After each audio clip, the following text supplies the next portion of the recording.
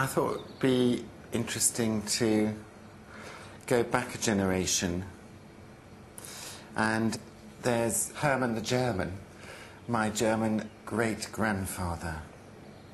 Unlike my grandfather Jack, who was fighting for king and country, here we have someone born on the other side of the fence. Julian's always known about his father's German ancestry. Jack Clary married Victoria Tiedemann, the daughter of a German immigrant, Herman Tiedemann, and his English wife, Louisa Moles. This is a photograph of Jack's wedding to Victoria, and quite a big do it looks like it was. And this is Louisa Moles. You wouldn't want to meet her on a dark night. A big-boned girl with a big jaw and a rather severe side parting. Oh well. She managed to get someone to marry her, and it was Herman the German, who doesn't appear in this picture. Now, this is Herman. He looks like some sort of comedy figure in a silent movie to me. He looks a bit bewildered and a bit frail. The 1901 census gives more detail about Louisa and Herman's lives. Here we are, Herman Tiedemann. He was then living in Cornwall Cottages at number 42 in Islington. Cornwall Cottages sounds charming. And he was head of the family, I'm glad to hear it. He was a foreman, baker, bread maker, and he's German, but he's now a British subject in brackets. He lived with his wife, Louisa, who was 29 and churning out children. I don't feel any great connection with this man, or with his big hefty wife either. Nice eyes, I suppose. Julian knows that Herman came to England as a child in the 1870s. During this period, Germans were the largest group of foreigners living in Britain and were well assimilated into all levels of society. But that all changed with the outbreak of the First World War in 1914. A wave of anti-German feeling swept across Britain. Newspapers demanded repatriation. German businesses were attacked. Even German dogs were stoned in the street.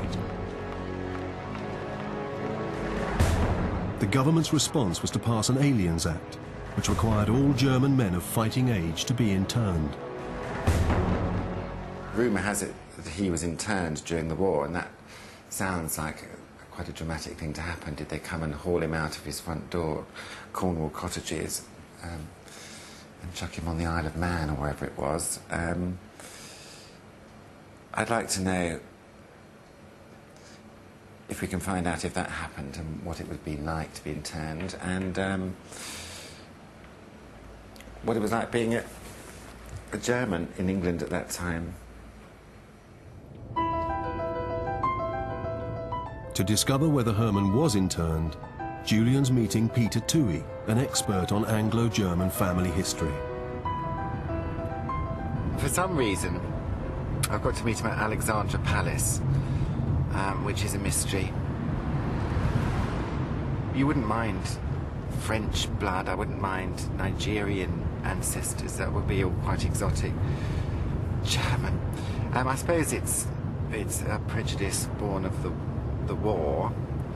Perhaps by the end of the day I'll be proud to know that I'm part German. Yes. Alexandra Palace in North London was opened in 1873 as an exhibition centre. But during the First World War, it served a more sinister purpose. Why have you brought me to this palatial setting? Right. It's of particular interest for people from the German community in England because it's where a large number of them were interned during the First World War.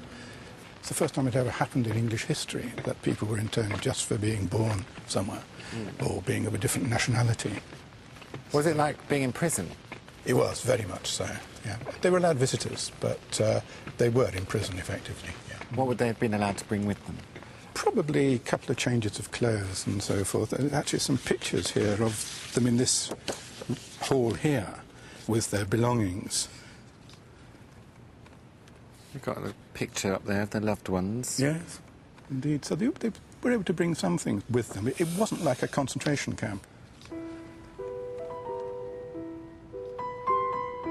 Over 32,000 civilian men were interned in camps all over Britain.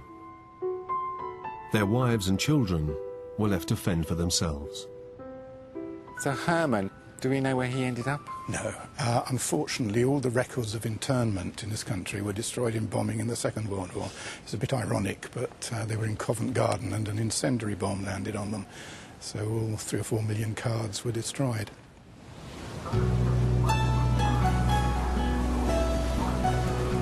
At the beginning of yesterday, I was slightly disdainful about having German connections, and then by the end of the day I was slightly embarrassed to be British when you found out how the Germans were treated.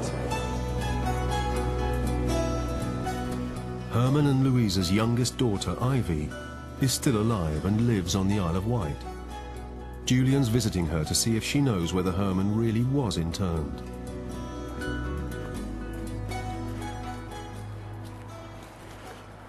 Flowers for Ivy.